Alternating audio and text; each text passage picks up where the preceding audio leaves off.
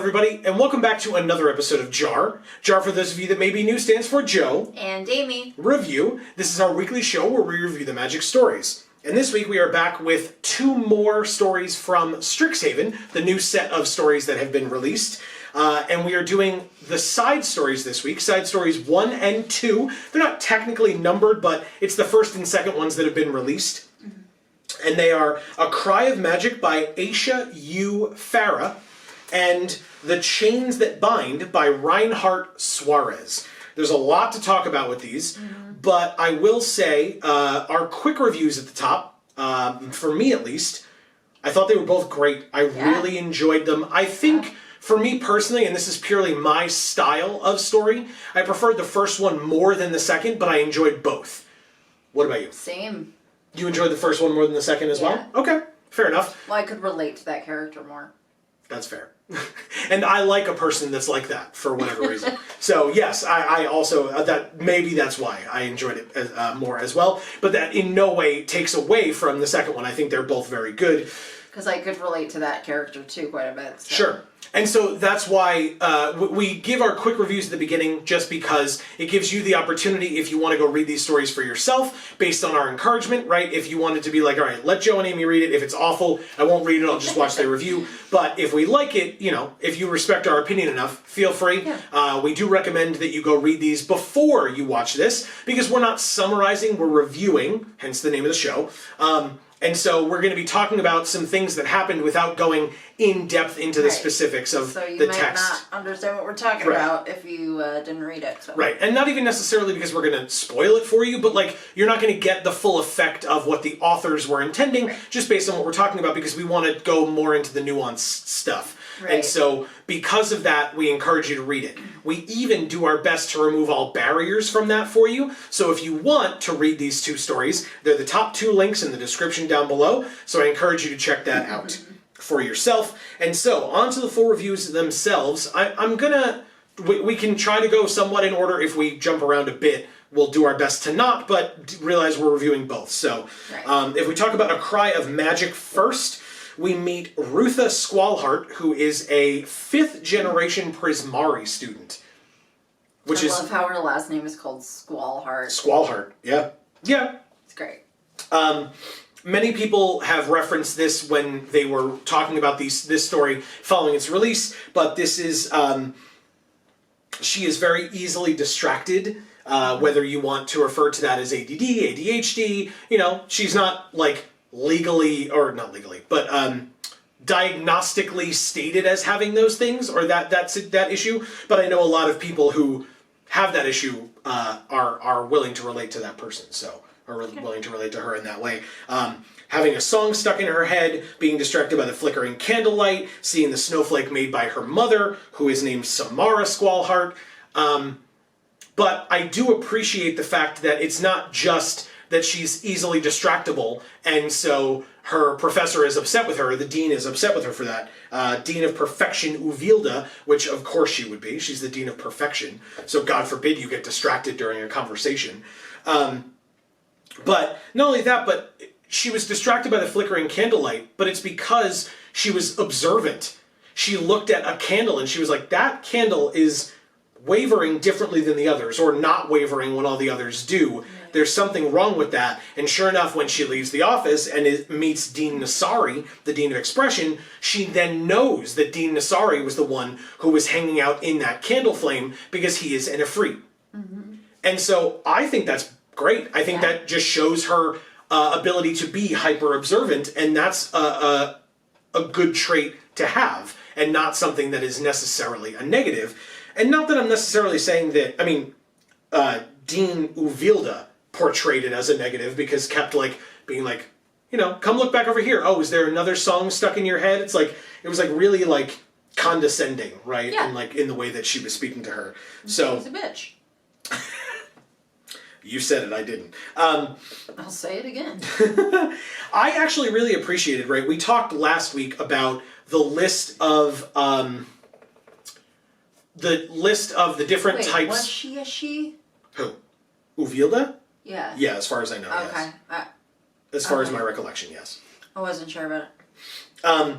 And once we get into the set itself, I'll actually, like, once we see the the modal double-faced cards of the deans of the different schools, I'll actually, like, be able to put a picture to the name, right? Or a face to the name, if you will. Because, like, I'm reading these and they're like, we saw the picture of Nasari, but that's because Nasari was kind of a big deal to this story.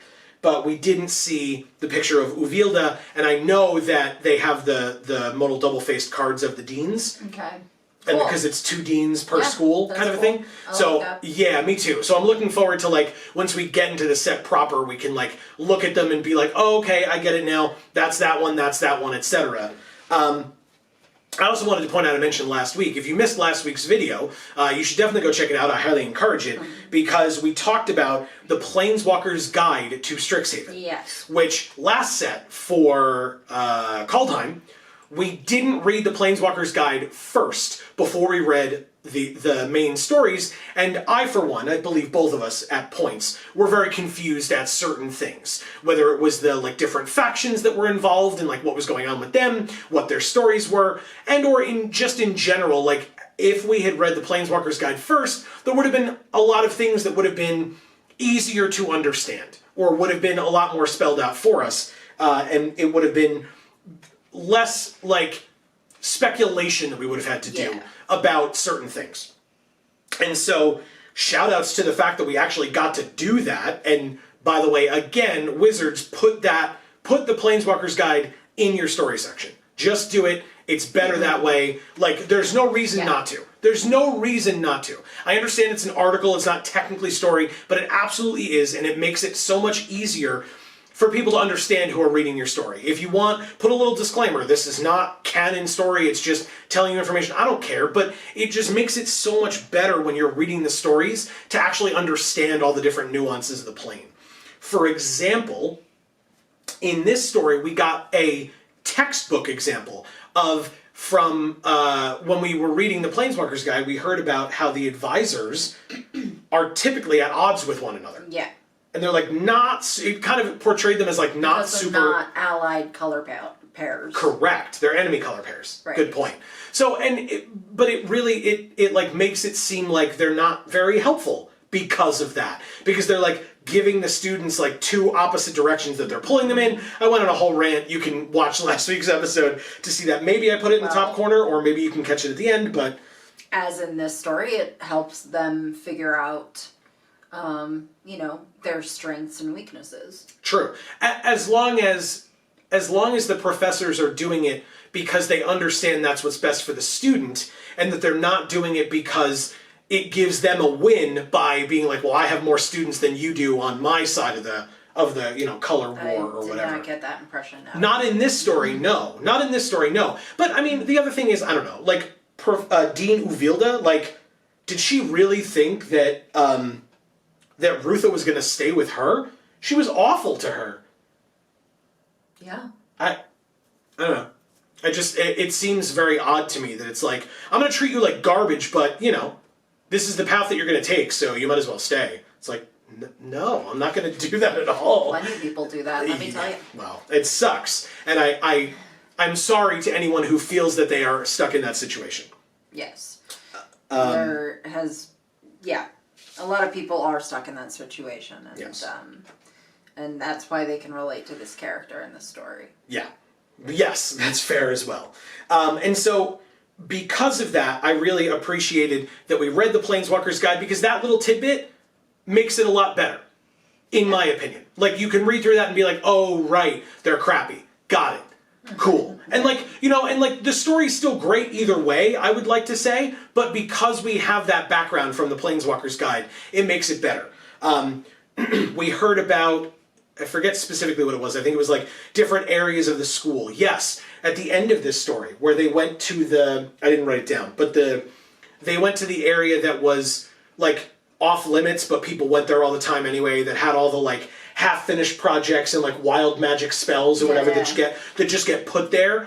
We read about that. The trash yard, essentially. Basically, but it's dangerous because it's got a bunch of like wild half-used magic in there. Right. So That we read about in the Planeswalker's Guide. So I didn't need to read that over again to understand where we were. It was like, oh, that's where we are. Cool. Move on with the story, right? It's like the quintessential, like, dog pound of, like, what, in, like, a TV show from when we were kids, Sure. you know, or older, where, like, the dog pound isn't, like, you know, the local humane society. The dog pound is, like, a trash, like an actual junkyard that wild dogs just live there. Yeah. Like, it's like and so this sort of like crazy place that's like that in no way actually exists. No, but they could come out at any time and like come barking at you and run at right, you. Exactly. It's don't go there. It's scary because you'll get bitten by dogs. Right. Another example is the elephant graveyard from The Lion King. Yeah, similar. Exactly. So I really appreciate it. Let's talk about a flavor win in this one. I loved. We talked last week when we were talking about the Planeswalker's Guide. We talked about the different kinds of mages that exist among all the different colleges, right? And there are so many of them. And the different mage types or like focuses that the students can choose from. And we talked about, or we learned about Felissa Fang, who is a silver quill vampire. I loved that they made her a Vainglory. Vain, V-A-I-N, just because she's a vampire, I figured I'd specify. V-A-I-N for Vainglory. But because it keeps the trope of vampires being able to charm you. Yeah. But she's not able to charm you because she's a vampire, or at least not inherently. It's because she's a Vainglory, and that's what Vainglories do. But she's also a vampire. So maybe she had a little bit of talent in that coming in, right, because of her lineage, but she then studied being a Vainglory, or focused on being a Vainglory, which just enhanced that for her. Well, again, your advisors help you find your strengths and weaknesses. Right.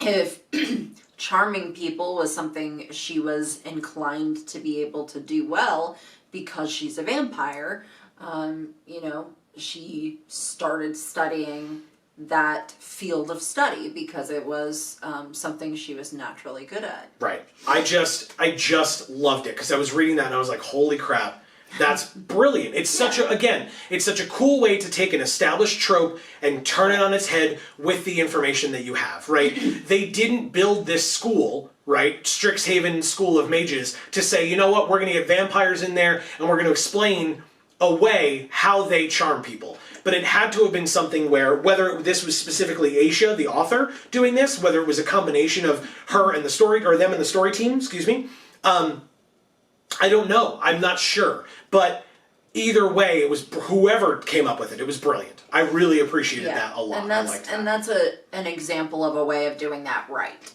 Yes. As opposed to just like saying, "Oh, Quidditch," but we'll call it something different. Like, sure. Well, and we learn about that in the next story where a bit. I mean, they talk about Mage Tower, but yeah. And then we find out about shoutouts to our friend Emma, who plays a wild magic sorcerer in my D&D campaign that I run with us and our friends, because we find out that Rutha is or has wild magic inside of her. She is like a little bit uncontained, and yet kind of as with many things. And this is a bit of I don't know if it's a cliche, a trope, or something in between, but like a story that we've seen many times, not necessarily in magic, but in general, where she has wild magic, right? I'm going to imagine Frozen here, right? She has wild magic. She was taught, listen, this is dangerous, this is scary, you could hurt someone, you need to not do that anymore. Not, you need to learn to control it, just you need to stop. Stop doing what you're doing because it's scary, it's harmful, etc. So it's wild magic, tamp it down. And instead, Nasari comes up and has that big moment. I don't know if you wanted to talk separately about this, but is it cool if I... When you're done. Okay. So Nasari comes up in, like, the best moment in the story, I think. And Nasari's just like, your magic is what I am. I'm made up of what you have. And so Nasari is like, you don't hide what you are. You use that and I'll help you. And I really loved and appreciated that a lot. I know that you had more to talk about, especially with this concept here, but... Yeah, basically I was like, this is a great story. This is a story that, like, everybody in my therapy group should read. But mainly, like, I'm gonna give this story to my therapist, I think, and have her read it because, you know, it's a great therapist and patient relationship story. That's not what it actually is about, but it's got that great parallel. I was going to say, I mean, it's not about that either, so... Yeah, but it's got that great parallel of, yes, your entire life you've been told you're wrong, stop being yourself, stop doing what you need to do, but now you're here. You're with me. You're with a person who gets it. So... we're not doing that anymore. And now you get to learn who you actually are. And you get to be that person. Yeah. As opposed to trying to be the person other people have told you to be. And so I had him write down attunement because we were talking about, because you mentioned you weren't sure if Nasari was being manipulative. Correct. And, like, making Rutha... It was when Rutha was telling her story, when she was talking to Nasari, and she gets to a point in her story, and there's the italicized text, which is her thinking to herself. And, again, I read it as... I was curious whether to read it as her thinking to herself, or Nasari influencing her, but either way it said something to the effect of like, just say it, Rutha, like just get to that point, say it, tell your story, because she basically quickly she tells the story of her like unleashing her magic against her brother, almost killing him in the process, and liking it.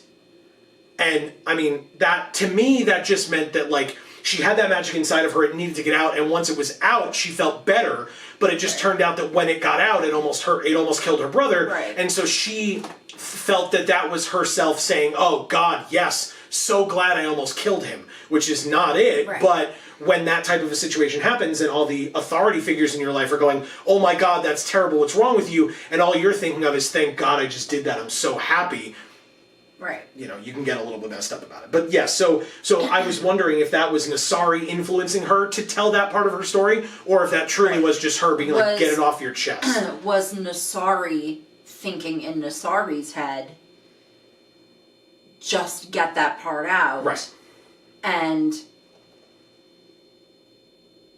in doing so, making Rutha think that, or was Rutha just thinking that? Right. And I said, doesn't matter.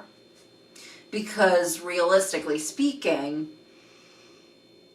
in my mind, this story was therapist helping the patient, and what that relationship is your therapist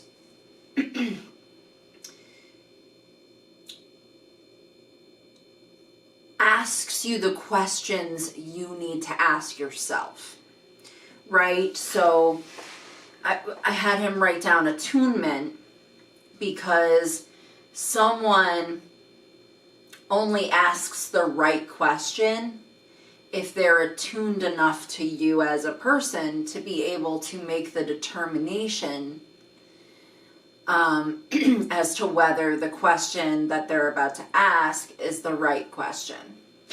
So it doesn't matter if Rutha was just telling herself that, or if Nasari was hoping Rutha would ask herself that, or if Nasari was actually influencing Rutha to ask that question. Because either way, Nasari knew that that was the question that needed to be asked.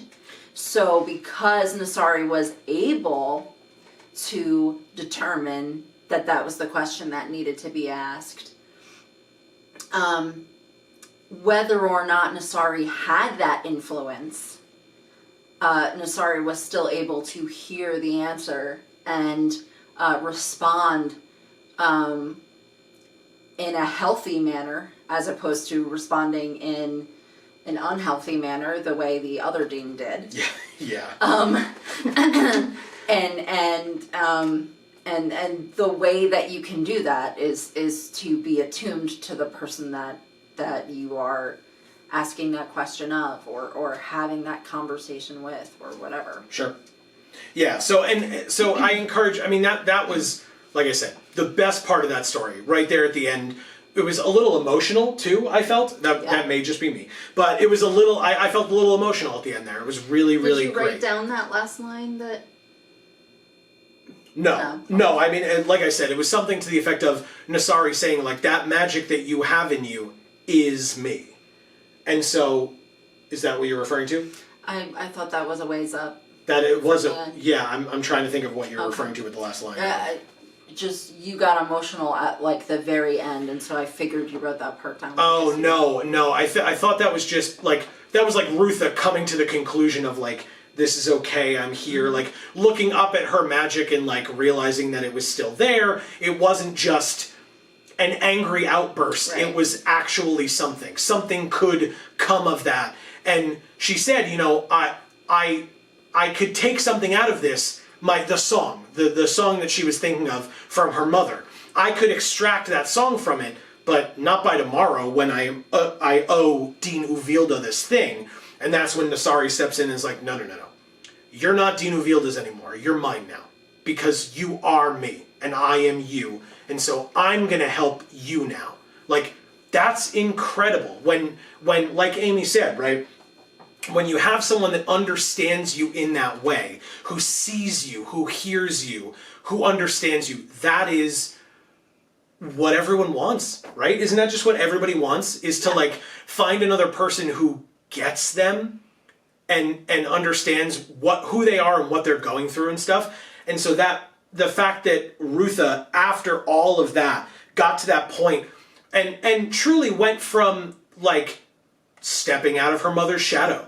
Yeah. Right? Stepping away from, this was my mother's, everybody compares me to my mother, I'm just going to destroy this thing that my mother made. Right. Nasari stops her from doing it and shows her that she does have the potential to make something just as good, if not better, just different. Right. And she even herself said, you know, my mother's so talented, what she did is so beautiful, but I want to destroy it. Yeah.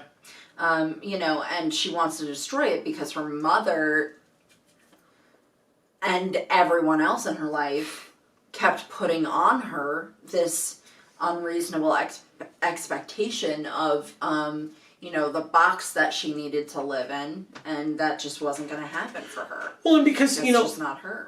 There's like the stereotype or whatever that, you know, eventually you turn into your parents. And sure, there are absolutely aspects of people, not everyone, but there are absolutely aspects of people, I notice it in myself, that you obtain from your parents just as people that raised you, but there are also drastic differences, and you can find that balance between stuff that you want to take from your parents and things that you don't want to take from your parents. And so, but... Well, and the parenting side of that, because you're talking about the kid side of that, right? Mm-hmm. You know, or becoming an adult for yourself. Sure. You know, but the parenting side of that goes back to the attunement thing that I was talking about. Yeah. How well can your parents attune to what it is that you need from them, as opposed to pushing their own needs and wants onto you, right, as their child? Sure. Absolutely. So I don't know. I didn't have a ton more to say on this. And I really thought it was cool that Nasari was just like, no, like, because Rutha was like, that's a tantrum, that's a mess, yeah, that's a piece of shit, because, you know, just repeating that old narrative mm-hmm. that, you know, she's been hearing her whole life of anything that comes out of your hands or your mouth is a mess or a tantrum or a piece of shit. Yeah. And no, it's not. Yeah. You know? Well, and Nasari helped her see the beauty in it and allowed her to realize that, like, once it's out of you, it can still be worked with, right? Yeah. It's not just an outburst, it's then something that you can mold and change and make it what you need it to be or want it to be. And so work with it now. Don't be ashamed of it. Don't look at it and go, oh, it's terrible, I can't even look at it. Actually look at it and take the time to look at it. And that's why it kind of parallels the therapy analysis that I, applied to it, the analogy, because that's what you do, right? You take this ball of shame, shit, mess, tantrum, whatever, and you pull the pieces apart. Yeah. And you break it down until that shame doesn't exist. Yeah. And that's, what therapy is for. Among many other things, but yes, absolutely. Yeah. Absolutely. Like I was saying earlier, and I apologize thank you for cutting me off and saying what you needed to say, because I don't know that I have much more to say on this. I loved it. I loved this story very much. It seemed like you were ending it, so I wanted to... No, I appreciate that. I truly do. I mean, if I'm going to end something, make sure you get your stuff in. I want to make sure that you get to say your piece. Because, again, great story. I loved it. And as with anything that we talk about ever, spoilers, we want to know what you think as well. Did you dislike the story? Maybe you're like, listen, guys, I didn't get it. I don't care. Like, it wasn't good to me. Let us know, right? We're not here for an argument. We want to hear other people's points, comparing and contrasting, right? Do you agree with stuff? Had you not thought of it that way, or my way, or Amy's way, or whatever? Or had you thought of it differently and you have a different point to bring up? Whatever you want, that's what the comment section is for anything and everything, really. So don't forget, don't hesitate to do that. Oh, I just wanted to make one more point on it. Please do. I think the reason why so many people liked this story, which I think is fair to say at this point, right? Yeah. With the reaction. Well, a lot of people related to it. Surprise, surprise. Yeah. It's similar to the old stories, because it's the same general through line of, you've been through a trauma and now you're trying to work your way out of it. Mm-hmm. It's that same general through line, but this is sort of like a rewind of that. The older stories is like the deeper version, I'm like far along and see the big picture and how all of these things sort of commingle into the fabric of the universe, and this is so much more bare bones. So I think more people probably relate to this, because it's so just,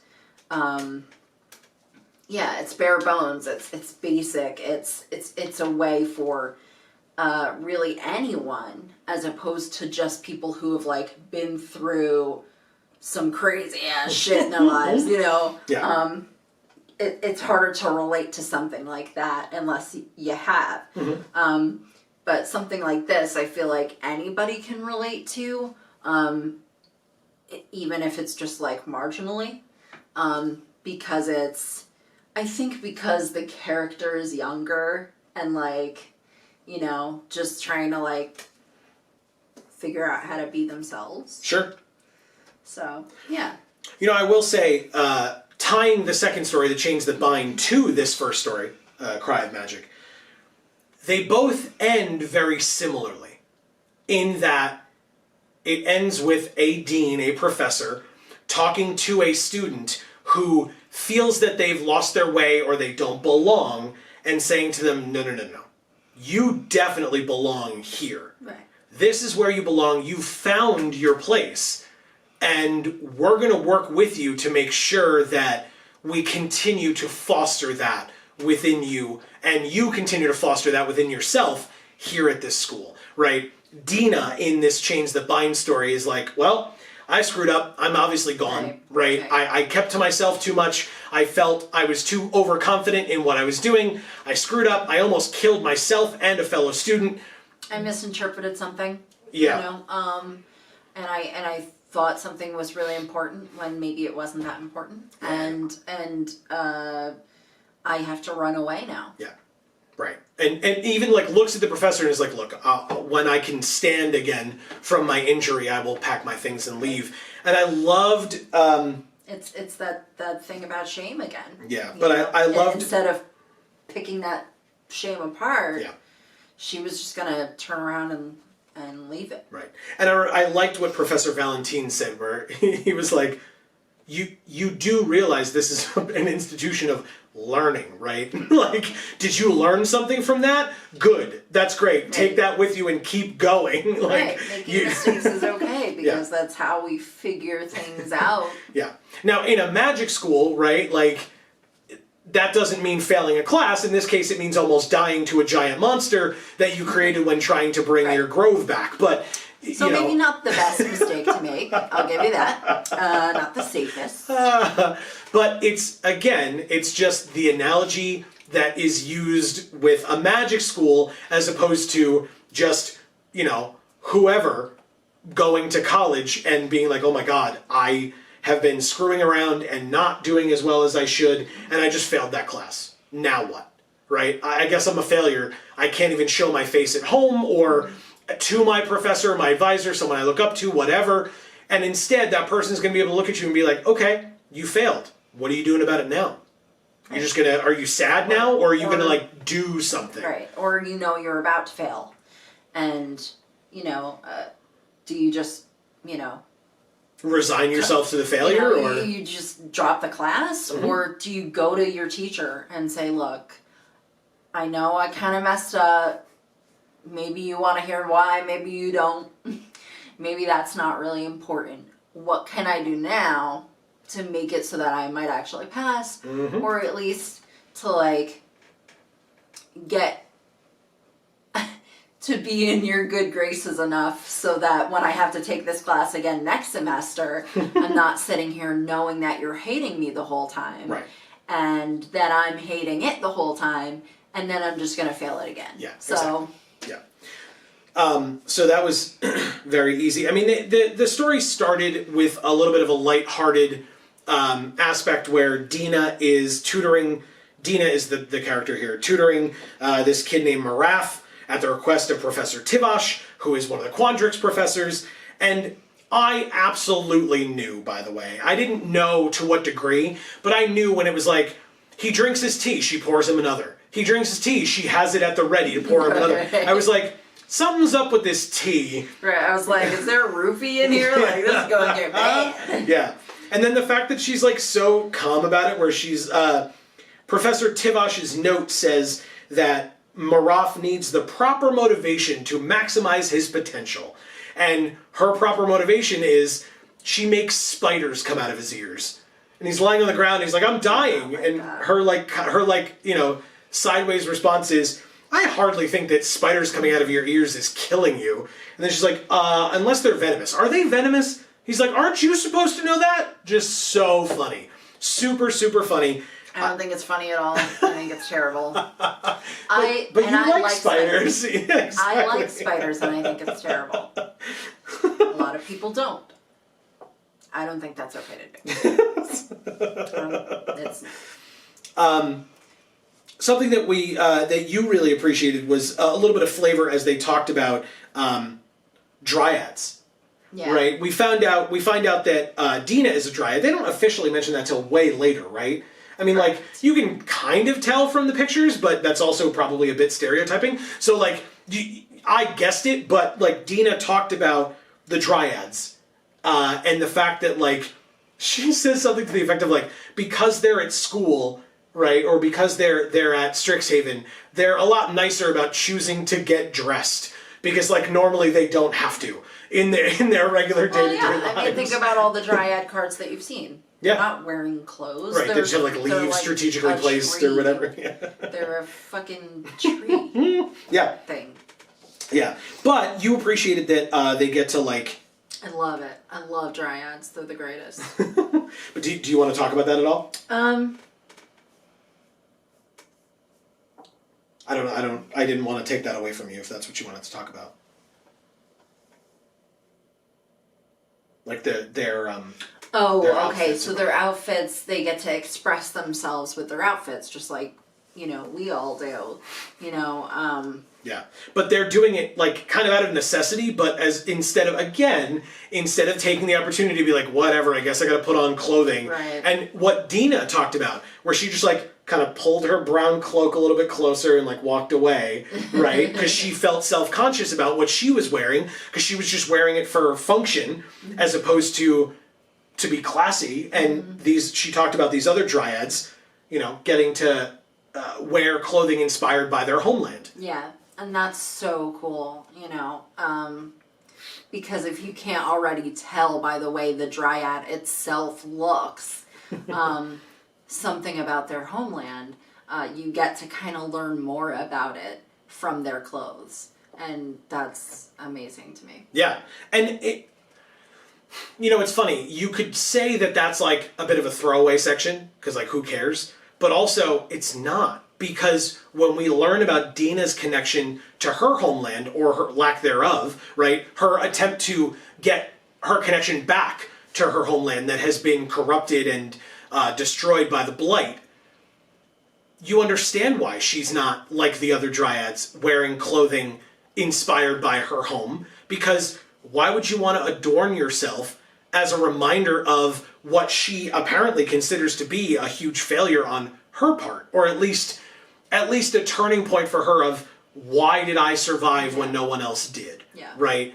That's a huge deal. And again, and that's a typical, you know, grief response of anybody. God, really. This was such a good grief-based story. Like, even Killian, like the relationship that she and Killian formed almost immediately. For people that may be new to JaAR, Amy and I have done, like, not in any way professional, but like through volunteer work, we've done grief work. And so we've heard from others, we've had our own experiences in one way or another, as many people have, unfortunately. But that whole concept that I've heard before, I haven't personally experienced, thankfully, but that I've heard before of other, that both of them said, the concept of, you know, I lost this person, but I don't really remember them. And so kind of almost feeling guilty or ashamed that they are experiencing grief or loss for someone that they don't even have a memory of. Yeah, or if you kind of made the correlation to say, like, if Killian was the dryad in the story, how would he be able to dress as if he was from his home? Because that connection doesn't really exist for him. Right, because Killian mentioned losing his mother, but not really remembering her, and Dina's got the whole, you know, her grove situation, and based on how dryads are born, never knowing her mother, and yet knowing that that's such a big part of who she is, that it's something that she wanted so desperately to get back to. And that's kind of what leads into the, again, talk about the climax, the culmination of Dina's story, as opposed to the culmination of this story, which ended very strangely, in my opinion. We'll get to it. But yeah, I mean, doing the whole spell and everything, very different note from what we were just talking about, but doing the whole spell and everything, you know, I've said it a million times before on these channels, and I'll say it a million times more, I bet. You don't fuck with death. You just don't.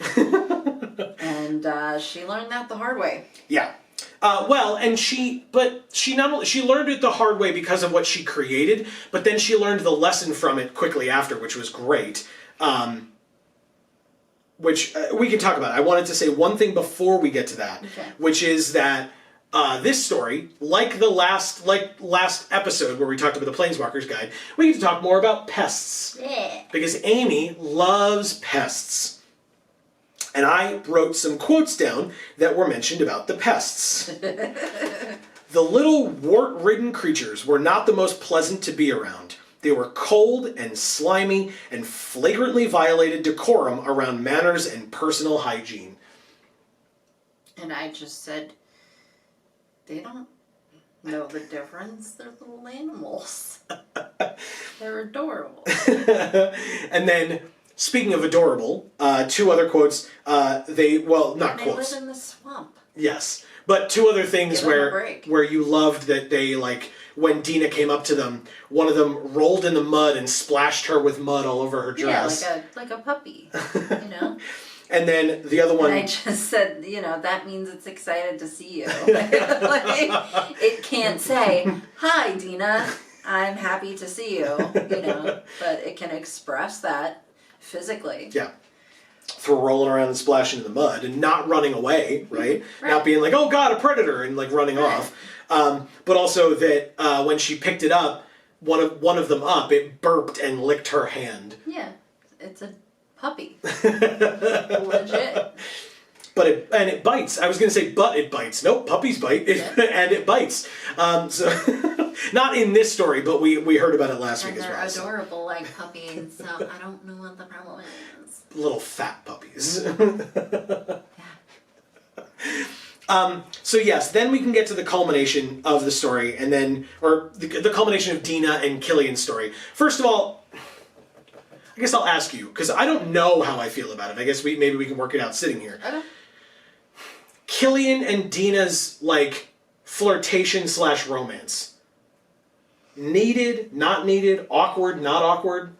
Awkward, because I only felt it with, like, that one line.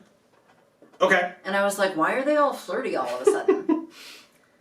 It was just kind of, like, out of nowhere. Okay. I felt like. Okay. Yeah, I don't know if it was needed, but at the same time, like... Like, maybe it was just, like, awkward dialogue. It may have just been, like, a way to... Weird writing. A way to make it so that it made sense that Dina would feel that connection to him when her mother looks at her and says, like, well, what about him over there? Like, what are you going to do about that, right? That's what you need to work on now, is he's right over there. Who is he to you? And she's like, well, we just met. We're friends, right? She, like, pauses a little bit. But without that, some form of connection forming between them, what would that moment have been? I think that's really, really demeaning. To sit there and say that they need to flirt for a line, sure, in order for that connection to mean anything. That's the opposite. Sure, I guess it's just a way. I guess it's just a way for them to show a connection between the two. That's all I was implying. To show a connection to people who have no depth whatsoever. Okay. People who don't understand what it means to have a real connection. All right. So. I would love to hear other people's thoughts as well, right? Are you... That's how I feel about it. Sure, and that's what we're here for, right? Is to give our opinions on things.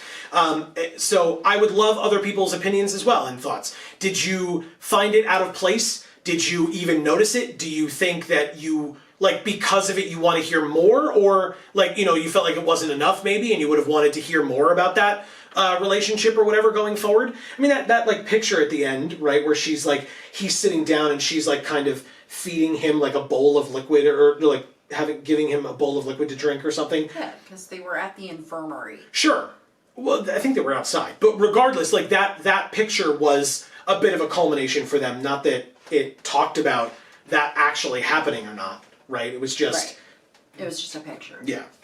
But yeah, there's no need for a random line of being flirty just so that you can try and try and convince people that there's a connection there when they're too dumb to understand that there already was one. Well, you also talked about the fact that there's this line where Killian's like Killian and Dina are trying to describe what this creature that they created is doing to the woods. And Killian's like, oh, like Dina explains it, and Killian's like, oh, so it was like a giant murdering baby. Yeah. And Dina says, it's our giant murdering baby. Yeah, I didn't like that line either. Well, you made the joke, which I thought of as well. I mean, it makes perfect sense. It's like, whoa, he's not ready for that kind of a commitment, right. Dina. Just to feel like, it's our baby. It's like, I just met you. Nah. Okay, I'm out of here.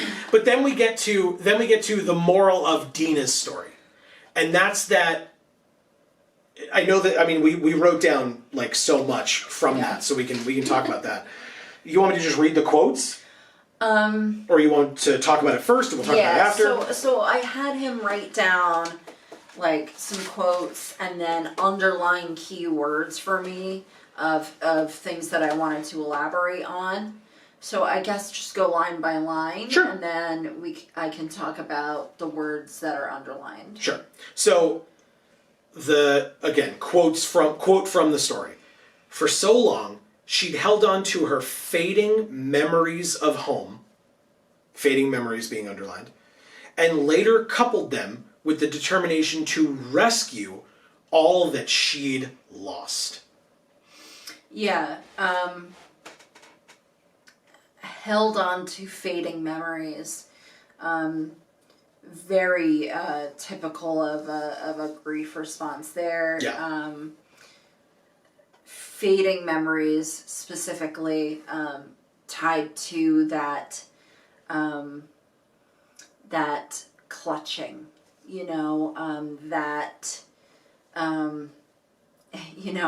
that perception that she has to rescue them, even though the only issue is that she lost them, right?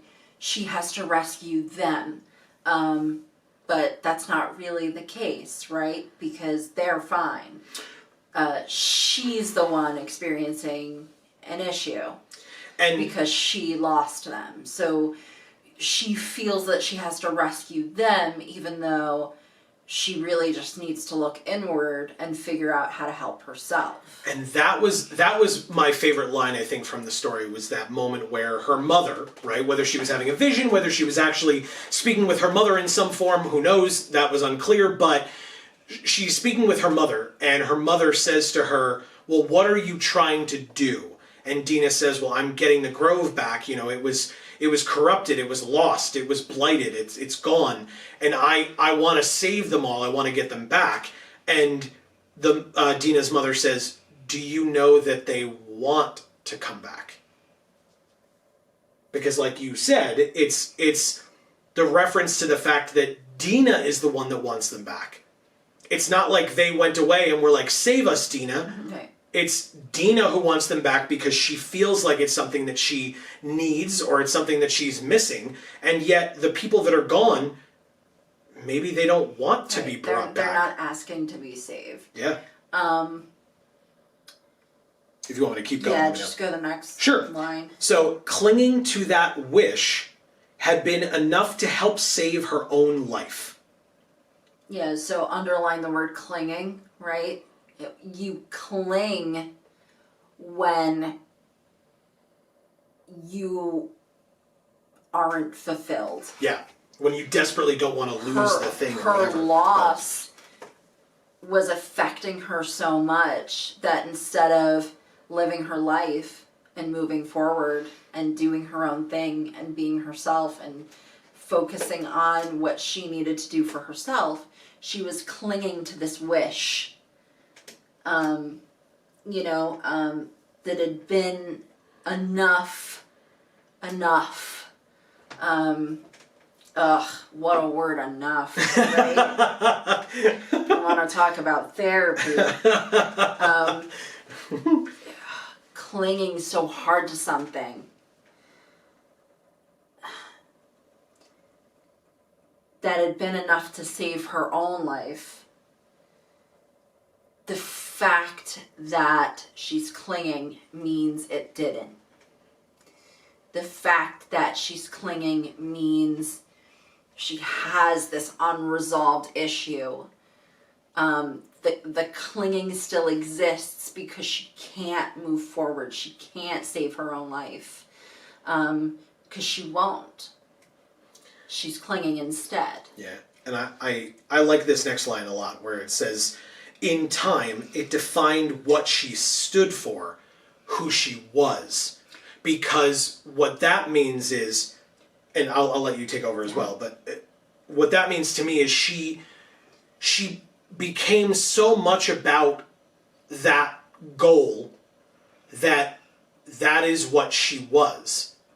She wasn't living her own life anymore. She was spending it trying to get those other people back. And again, those people that maybe didn't want to come back, or the grove that didn't need to come back, or whatever. But that was her entire focus. That was her whole goal, to the point where not only was it her whole goal, it was who she was. Right. So, again, I'll say clinging. She's clinging to the past. She's clinging to this wish. And that's really all it is, right? At this point, it's just a wish. Because it's something that already happened. you can't change what already happened. All you can do is move forward, right? So, and she's clinging to the past, and it's that clinging is what means that that's defining what she stands for, right? Everything becomes about that clinging. Holding on to it, not losing it. Right. I'll talk about the fading memories again. Yeah. Not letting those memories fade.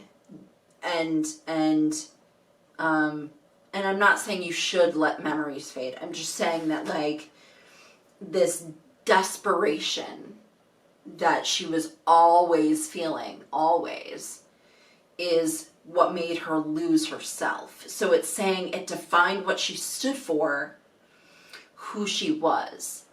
Now, I'll say what you stand for is not who you are. What you stand for is one of the pieces that defines who you are. But that clinging meant that that's all she stood for. It was all encompassing, yeah. And if that's all she could stand for, she didn't have a self to be. Yep. Because she only stood for the one thing. And a self is multifaceted. A self is all-encompassing. A self is understanding of the expanse of the world around it. And that clinging meant she couldn't be that. She couldn't have that. All she could have is that wish. Right. And so then the next line has her coming to the realization that we discussed earlier, that her mom said to her of, like, you know, what if they don't want to come back? Did you ever think of that? Well, so it uses the word wrong, and I specifically wanted that underlined because there's a problem with that word. Sure. So the line is, but what if it was wrong? A violation not only against nature itself, but also the very ones she wanted to save. So, a violation not only against nature, I understand, because she did the spell to try to get them back, which is a violation against nature. Like I said before, I've said it a million times, I'll say it a million times more. You don't fuck with death. You just don't. 'Cause it will be worse. It will be worse. Yeah, there's a natural order to things for a reason. Yeah. Whether we like it or not, whether we understand it or not, Right. it's just how things go. So I underlined ones she wanted to save because, again, it goes back to the beginning where she felt this need to rescue them when in reality it was just herself that she needed to help because of this desperation that she was feeling. And there was no place for her to put that. There was no way for her to get through that because she didn't have the support of anyone from her grove because they were all dead. So what she really needed was to find someone new to support her in her grieving process. But yeah, but what if it was wrong? I don't like that word. I agree that it wasn't the right thing, but the response is not she was wrong for doing that. The response is that the need was different than she recognized the need to be. Okay. So this sort of pivot from that clinging to understanding. Okay. And so everything that we've been reading, that was all one long quote. Then we put some other random quotes from different places. One was, which kind of culminates this whole thing, it's time to be whole again. Yeah. So that kind of goes back to, I mean, I'll let you take it over, but that kind of goes back to the whole self that you were discussing. Yeah, yeah. That all-encompassing understanding of the vastness and the amazingness of the universe as a whole and everything else, as opposed to the self just kind of being that one thing that she was so focused on because she was so desperate for it. Yeah, and then it talks about she projected her mind past the boundaries of this memory. Yeah. I wanted to write that because they kind of made that seem like it was something else, right? They were trying to say like, oh, she was trying to get in touch with the monster that she created. Well, if the monster that she created is this desperation instead of an actual physical monster,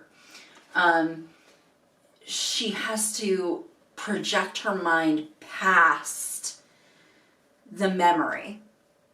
So remember how I said that she's clinging to the past. She's clinging to these fading memories.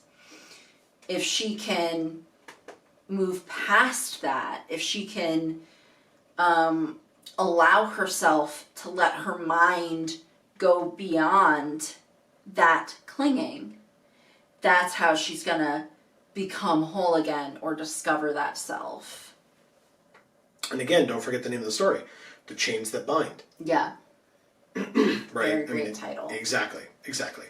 And so then we get past the really cool ending to the story, and we get to, again, what feels like a bit of an obligatory ending piece to the story. Right, like just a weirdly tacked on area. Which is odd to me because you have your main stories, but I guess because Dina had the book and we heard about Professor Lysette or Dean Lysette, we have to have that make its way to Professor Onyx towards the end. And so we go to Professor Onyx, which, you know, how much did that sour this story for you that they had to include Liliana in such a cool story? but the reason is because it feels like they're trying to force her on to the end of this story so that they can say, look, she has a similar situation too. So she's just as redeemable as Dina is, or Dina? Or yeah, Gina? Dina. Okay. You got it, Dina. You know, she's just as important as Dina is. Like, it's just it's stupid. It's very pandery to, I don't even know who at this point. I guess just whoever at the company thought that redeeming Liliana was an important thing to do and a thing that the audience would respond favorably to. I don't know. Well, and it's, you know, it's kind of funny. You mentioned this when we did 2 weeks ago when we reviewed the first and second stories, the first of which had the thumbnail or the picture of Professor Onyx, which is very busty. Yeah. And a while ago, you can go back, I don't remember what video it is, otherwise I'd link it for you, but a while back, when we were reviewing War of the Spark or Forsaken even, and I mentioned that it really seemed like they were trying to get rid of Veraska as being Jace's like love interest, sexy, yeah, and to change it to Liliana. And back then, Liliana was dressing as she always dressed. Sexy.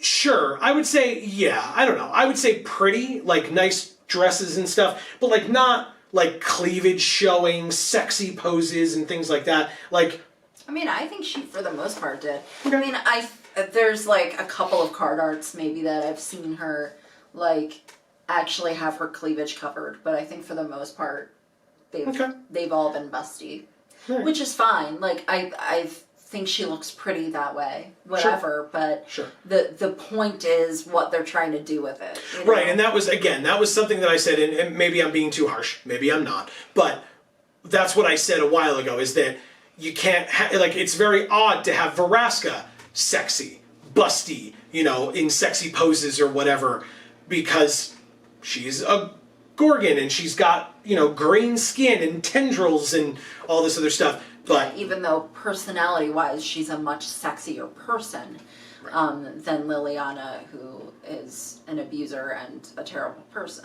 Right. So that was my assumption, or that was my statement of my guess as to what was going on. Am I right? You tell me. It kind of is leaning in that direction, but who knows? Seemingly.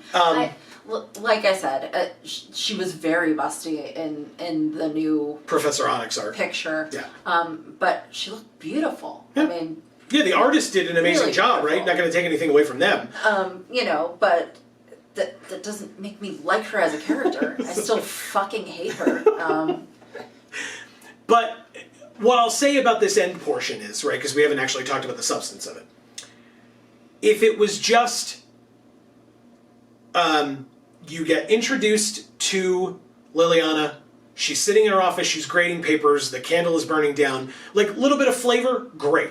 Add in the fact that she gets the book back because, it's the book, and Lysette stands there and is like, listen, this is inappropriate, this is ridiculous, and threatens her, basically, right, or confronts her or whatever. And Lily kind of says to herself, look, these people, I have to be nice to her, because her being Lysette, because if I'm not, these friends or acquaintances can turn into enemies very quickly. I've learned that the hard way. Friends and family can turn into enemies very quickly. And she gets the book back, it's got the life from lifelessness spell, and then she withers the book away. Okay, I get it. Cool tack on at the end, because we know where the book came from now, we know how Lysette plays into this now, makes perfect sense. But they added so many other things, like they talked about, there was this whole section at the beginning that was confusing as hell to me. We eventually talked it out and figured it out. We had to read it 3 times. It was so weird, because it referenced Professor Onyx, and it called her Professor... What Onyx? You'll talk about it more. Serafina.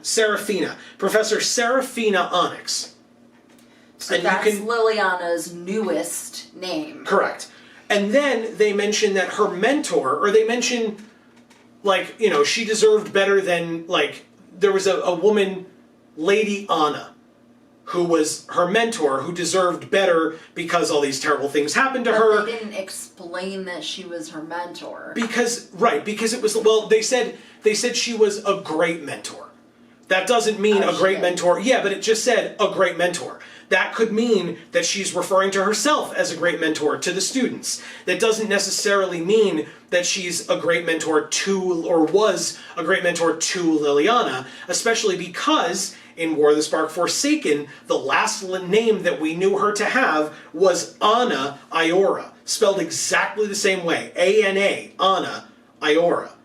So, Serafina Anna, Serafina Onyx, that's why. See, confusing as hell. Sorry. Serafina Onyx, then we have Lady Anna, so that could have easily been Lady Anna Iora. So I was super confused, because I thought she was referring to herself, and I'm like, she lost a husband and lost kids, and what? At first we thought she was talking about the portion of time where her name was Anna Iora. When she was with Kaya. And then we realized when they got into the details of what it is, that wasn't what it was, but we still had to read it one more time to figure out what it actually was. Okay, so then who is this Lady Anna, right? And then we figured out, okay, this is the woman who mentored Liliana. Correct.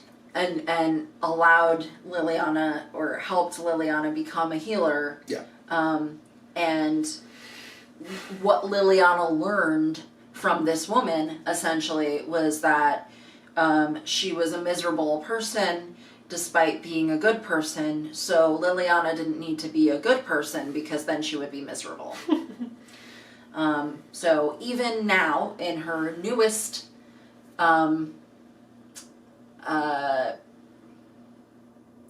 redeemed form. She still hasn't gotten it that she needs to actually be a good person, because she obviously did not avoid being miserable by being an asshole, because I know she was the most miserable. Yeah. I'm not cutting you off. I will let you get to this. I do want to say, if people are unaware, next week, what we've decided to do the best that we can.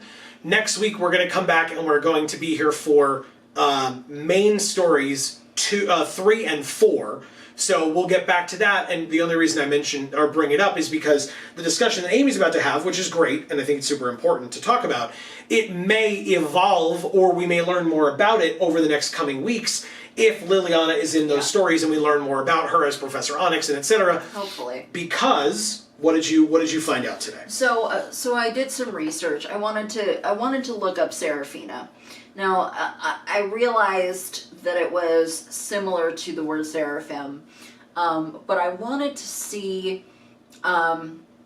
if there were similarities or differences when it came to different origins of similar words of that kind and things like that. So I looked up Seraphina because I wanted to see all of what I could learn about that. I thought it was really interesting because Seraphina in Hebrew means burning ones or fiery serpents. So it's very different from what I think most people think of seraphim nowadays to be, right?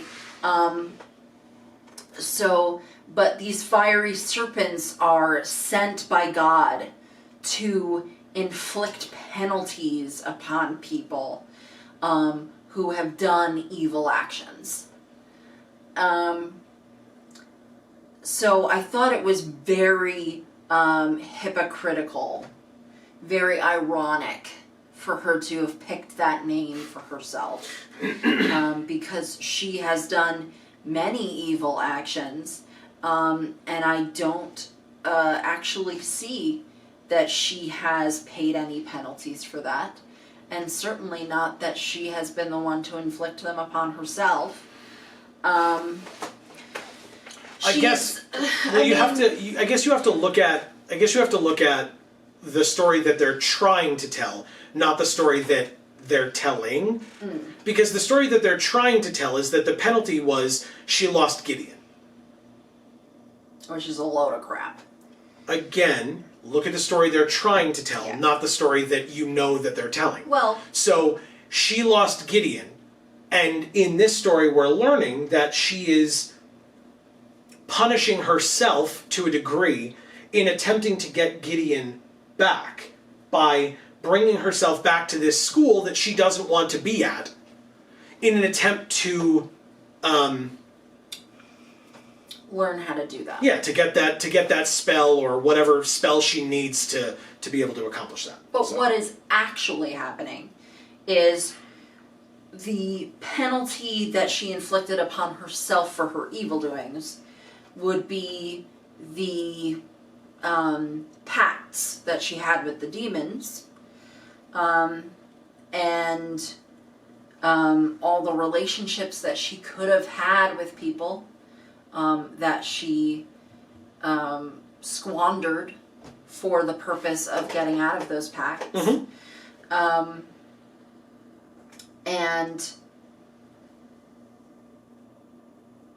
But we're basically learning that she's not sorry for those evil actions. She doesn't actually care about counteracting those evil actions.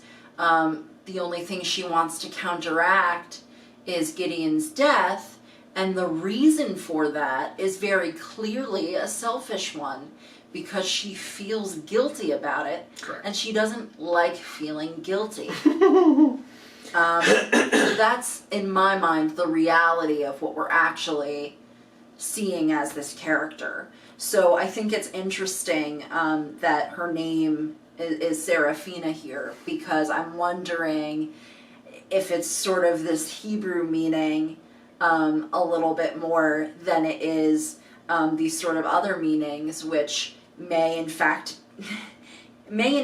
be what they were actually going for, which was, she's redeemed now, she's an angel, we love her, she's great, you know.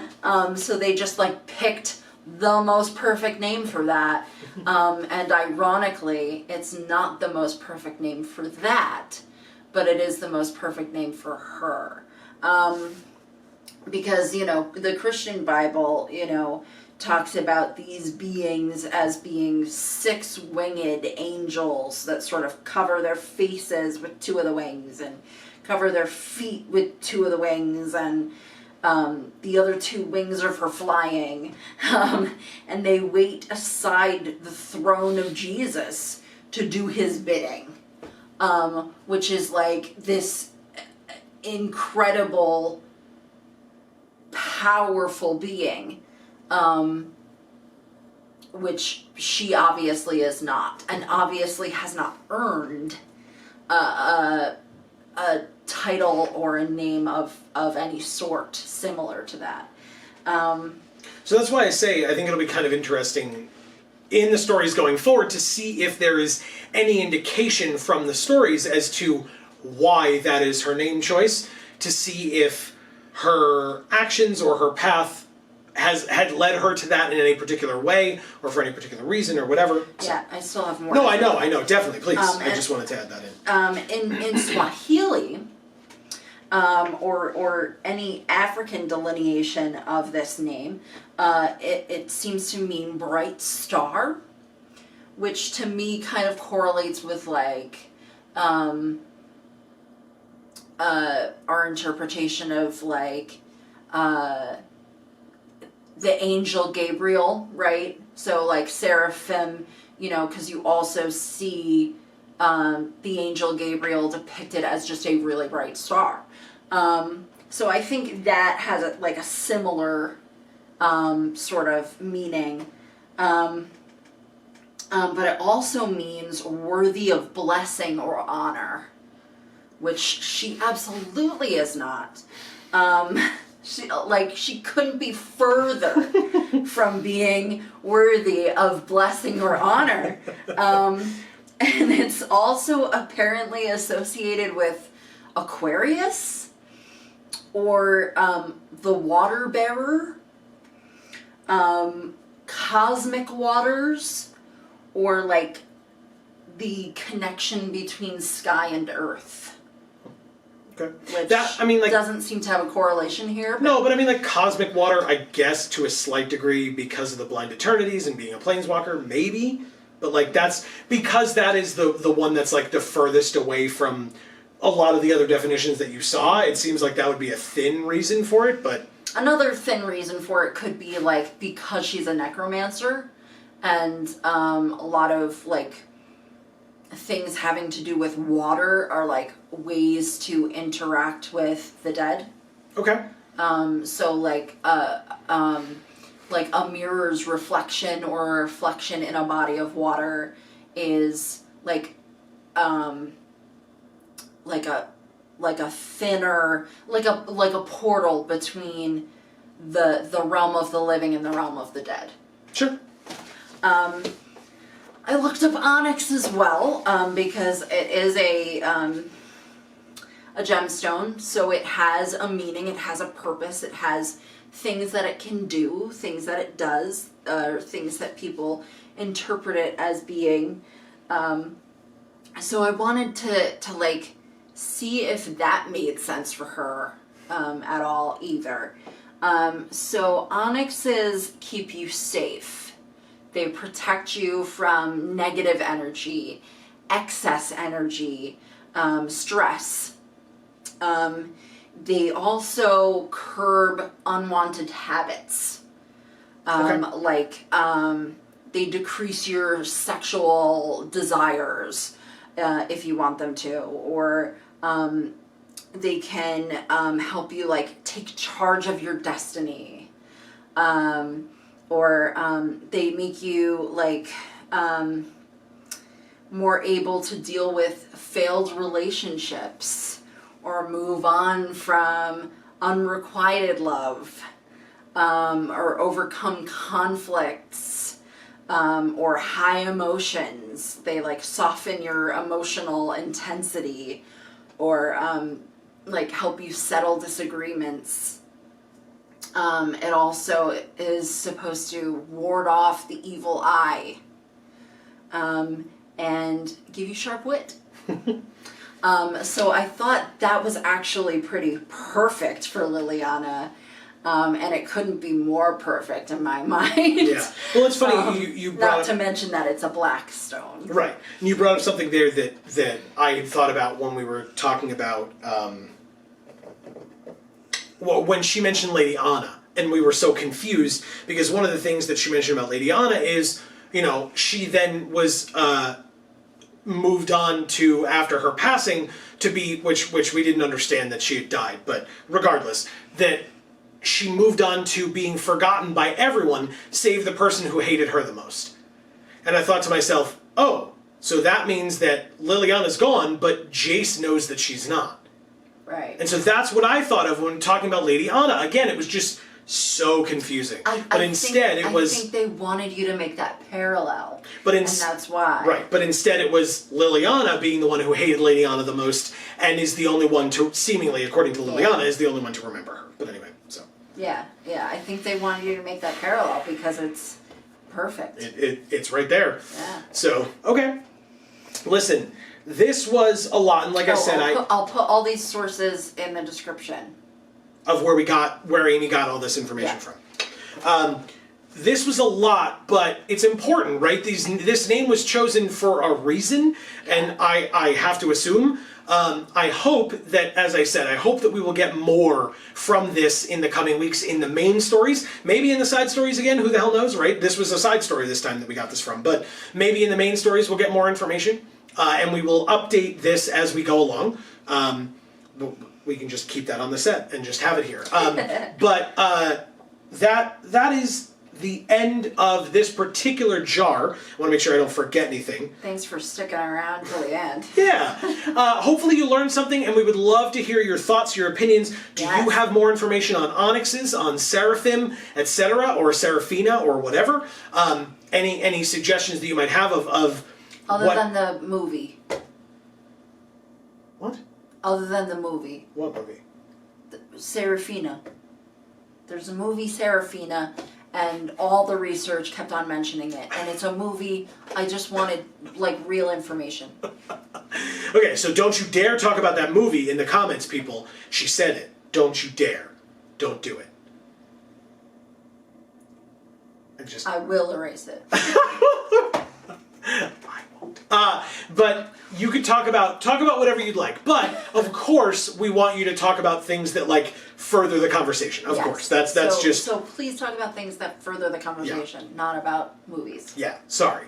Yeah, because if you in this situation. Yeah. Other situations you can talk about movies. Yes. In fact, you know when you can talk about movies is when you come and join us on our streams. Yeah. We would love to talk about movies on stream. We stream every Monday and Friday, 8 to 10 p.m. Eastern Time, right here on this channel. This coming Monday, we will be streaming for the first time on this channel, Strixhaven on MTG Arena.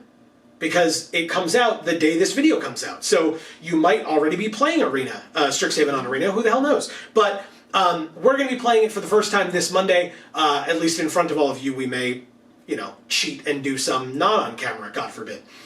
Who knows? We will see. But that is, and then on Fridays, especially this Friday, the day after this video comes out, we are starting playing through Dragon Ball Z Budokai Tenkaichi 2. Super looking forward to it. We beat Tenkaichi 1 last week. Finally finished it. We've been going through the whole Budokai series, so we're on game 5 of 6 now, that we are starting this Friday, and I encourage you to join us for that, not only for that game, but also for an announcement that we'll be making at some point in that stream, as long as people remind us, so come remind us. Because I don't even remember what it's about, so definitely remind us. Yeah!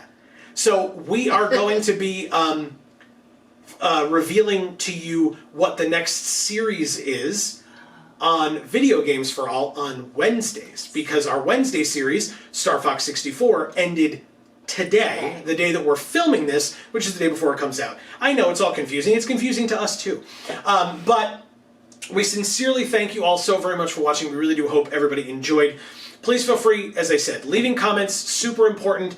Look, sitting here and doing all of this research and writing down all these notes and reading these stories. I learned some stuff. Yes. But doing all of that is a great way to join us and your fellow viewers in showing off our...